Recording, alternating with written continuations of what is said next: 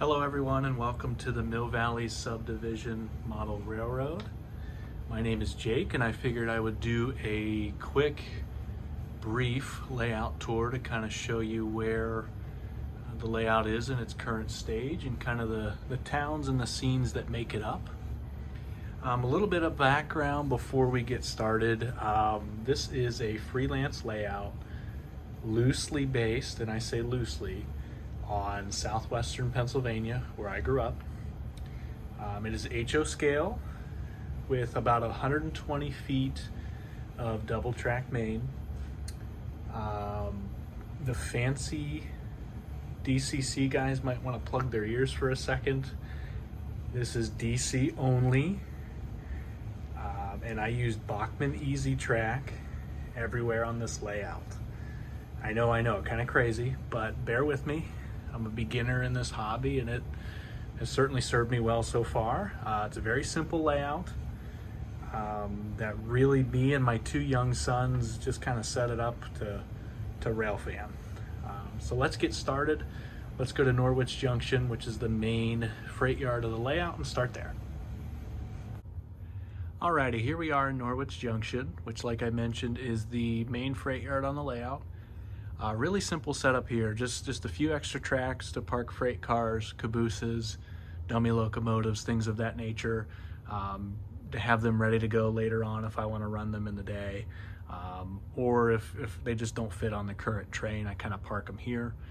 This is also kind of a place where I park the trains when I'm done for the evening.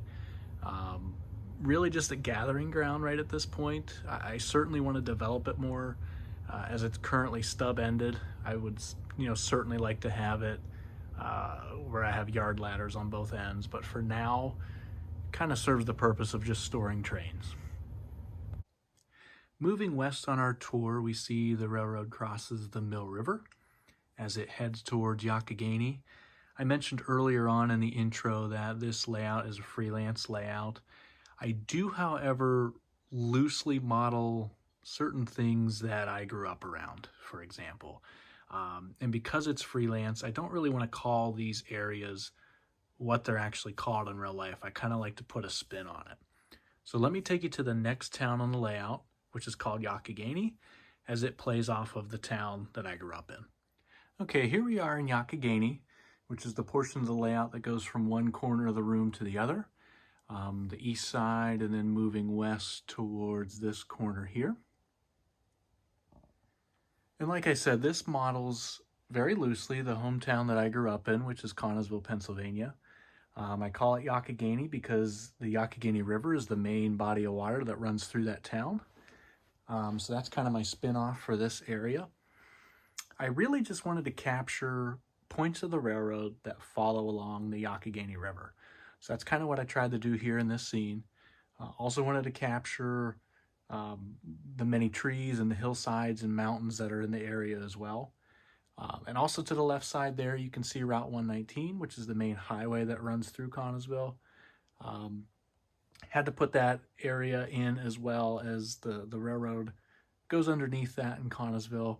It actually curves to the right in real life once it goes underneath, but let me use my modeling license here a little bit. I have to curve it to the left because I kind of have a wall there. So now let's continue to move west and go to Howard. Okay, here we are on the portion of the layout that I have named Howard. This area of the layout is a little special to me as it's named after my late grandfather, Howard, who worked for 39 years on the Pittsburgh and Lake Erie Railroad. And we can probably, me and my family, trace our love of trains back to him. So this portion of the layout, again, loosely is going to model an area that I grew up around, and this is going to be Dawson, Pennsylvania. The reason it's named after my pap is because you had to drive through this town to get to his house from my parents' house. You would come in on the left side, kind of where that car is, and you would head to the right. And there's 4 railroad crossings in that town. Can't really see the 4th one. There it is way at the top. You would come down, and at the final one, you would turn, cross the tracks, go over the Yakinagi River up the hill into Dickerson Run, which is where my pap lived. And can't really include that on the layout because this portion is only about 16 inches wide, so I don't really have room to model that much and still have train tracks being a part of the scene. So I figured Dawson was the best way to kind of pay tribute to him. In real life, the town does not kind of look like this. It's a little more rundown along the tracks, but wanted to take an opportunity to put some cool features and buildings I wanted to put on the layout and kind of make it loosely represent the town in real life. All right, after you go through Howard, you continue to head west and you come to this scene. I just kind of refer to it as West Howard because I'm not very creative and it's not really its own town. Just a little bit of overgrowth here on the hill. You head into a tunnel, curve to the right, as our basement is kind of an L shape. So we're kind of heading to the portion of the basement where it widens out a little bit. And I just kind of wanted to use a tunnel as a good scene break as we head west to Huntington. Once you exit the tunnel and maneuver around our waste pipe, another reason I wanted a tunnel there is to kind of, work around that area, I guess. I should probably hide that a little better in the future, but for now it is what it is. You continue west and you kind of come to, as I try not to pan too quickly, a passing siding here in the front. The inside track just kind of, I wanted to do a little portion of 3-track, just a simple passing siding, and really it just stores, more freight cars because none of us modelers have enough, right? In the background is just a stub-ended track. It leads, as I pan a little bit more, just to a building. I do want to do a backdrop, a photo backdrop building here of some kind of industry. I think that would complete the scene a lot better. But yeah, just a stub-ended track, probably going to be for steel coil cars, maybe some box cars, just things of that nature. Not sure what industry yet, but that'll probably decide what gets parked there and what gets picked up. But for now, let's keep heading west on our tour as we head to Woodruff. Here we are in the western part of Huntington, which I couldn't capture in the previous shot. This just includes a 2-lane road crossing the railroad. Couple of background buildings here, which are more than likely temporary. They are just printed on regular white paper, glued to some craft wood, and put in some loading docks, and they're very much temporary for now, but they kind of capture the idea of what I'm going for down the road. So that's the western part of Huntington. As we pan to the left here, we get into Woodruff, which returns us to a little bit more open country running. The track in the background there goes into a tunnel. Where does that go? It doesn't go anywhere. Just wanted to kind of put it there as we work around our main water line that comes into the house. I kind of had to curve the layout towards the middle of the room just a little bit to maneuver around it. And I figured putting a tunnel there kind of added a little bit of interest. Maybe not. But for now, it kind of gives you an idea that maybe some track goes off into the distance somewhere. Like I said, just some open country running as it curves back along this wall. And it continues to the left. It will go behind our washer and dryer. And this is probably where I should mention the height of the layout is only about 31 inches high, which is extremely low. But I did that because my oldest son is 4 years old and I didn't want to build steps all around the layout for him to be able to see the trains. I wanted it to be head level for him so that he can enjoy them. And I think it's perfect height for him. And down the road, probably not a great height for my back, but for now, it works just fine.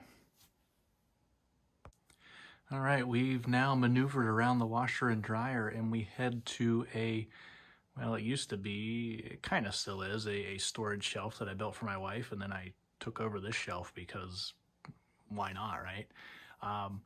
This portion of the layout in anywhere west is very much under construction. I kind of like to mock up things as they come into my head, and if I like them, I go with it. If I don't, I kind of scratched that idea, and this part of the layout here, I'm kind of struggling with what I want to do. But for now, it kind of goes over a bridge, goes over a river. I thought maybe I'd have a highway in front of it. Didn't really like the look of that because it kind of hides the track. Not really sure where it's going to go yet. This could be totally different down the road, but for now, that's what it is. This portion of the layout I should kind of mention from here, moving west to this little coal mine mock-up, which is, again, very much a mock-up. This I call Martin's Ferry, which I believe is a real town in West Virginia. Never been there, but I kind of like the name. And, you know, when I think of West Virginia, I think of coal, and I definitely wanted to have some coal operations on this layout. But like I said, this part of the layout, very much under construction, might not fully look like this in the future, but it will have some sort of a coal mine. As we continue west, we head into Bellevue. Here we are in Bellevue, which only really contains a passenger station. I just wanted to have a passenger station somewhere on the layout. This is where I put it. The town is called Bellevue, only because that was a road that was close to the road I grew up on. The name kind of sounded good, sounded like it would potentially have a passenger station, so I went with it. This seat will be very simple. You know, the lines will get painted on the road, signals will get put in someday. Pretty simple. Just something that I wanted to have on the layout. And next we're going to move west to version 1 of this layout, which is kind of how this all got started. So let's go there next. Okay, here we are on the original layout, the back corner of it, which was essentially 2 4x8 sheets of plywood, kind of in a T shape. You know, it kind of went down this way. And then the stem of the T is up there. Had a scenic divider there in the middle, which is still there. The track essentially went up here, curved around, came back underneath, and then went this way and back around again on this corner here. Just kind of connected right here. That existed for about 9 months, and it was just too small. It was a good starter one, though. Definitely made sure that I was interested in it enough, made sure my son was interested in it enough, as he was our only child at the time. If you thought any of the prior points of the layout was cringeworthy, this is bad. I'm not going to zoom in too much on this. This is where it all started, and then I started, kind of, if you can tell, I worked my way westward on the layout from Norwich Junction, which is all the way up there, and I just kind of work westward. So this is going to get redone someday. The track is going to be changed through here. I have some ideas of what I want to do, but for now, it is what it is. The main reason I want to change it is because this corner over here, right there, is 18 inch radius curves. Really limits what I can do, what I run on that inside track. But I didn't want to waste all my old track. I wanted to use a little bit of it so that I didn't have to buy too much more when I went around the whole basement. So for now, that's kind of a big flaw. It's going to get changed, like I said, down the road, but for now it is what it is. It is kind of cool to have the track split. You know, you have the outside main goes behind the backdrop there and heads up to the yard, where this inside track comes in on its own, does its little thing, goes through a little town scene, and then meets back up on the other side of the yard. That will probably stay unchanged, but just this back portion is going to get a little bit of an edit. Let's go back to where we started and kind of wrap this thing up. I forgot to mention in the last segment that the old portion of the layout, the original layout, is called Mill Valley on this second version. That is the namesake of the railroad. It's not named after any town in particular. It's the name of the neighborhood we live in now, not the town we live in, but I figured that'd be a good spin-off to name this town, and also the railroad. You know, like I said earlier, 2 4x8 sheets of plywood here. I have some storage underneath, and as you probably saw in the last segment, I have junk everywhere in this basement that I have to move around because, you know, kids come down here and play, and that's just the life of being a parent of 2 kids. But anyway, my controllers are under here, you know, 1 controller for each track. Like I said earlier, it's DC only. I am not good with electrical, so I literally have those 2 power packs linked up to a pair of bus wires, and that's what powers this whole thing. It's powered with, you know, Bachmann train set style power packs, and they work. Definitely want to upgrade them someday in the future, but for now, they get the trains to run, and it works for us. As I pan over to the left a little bit, you can see where we start heading back to the main freight yard. The 2 tracks meet up, and that is pretty much the end of our tour. If you made it this far, I want to thank you for listening to me ramble. If you have any questions or comments, feel free to put those on the video. I love answering questions, so if there's anything I didn't cover, which I'm sure there is, feel free to reach out. If you like the video, certainly let me know. If you don't like it, you know, maybe keep that to yourself. But no, in all seriousness, thank you for joining us.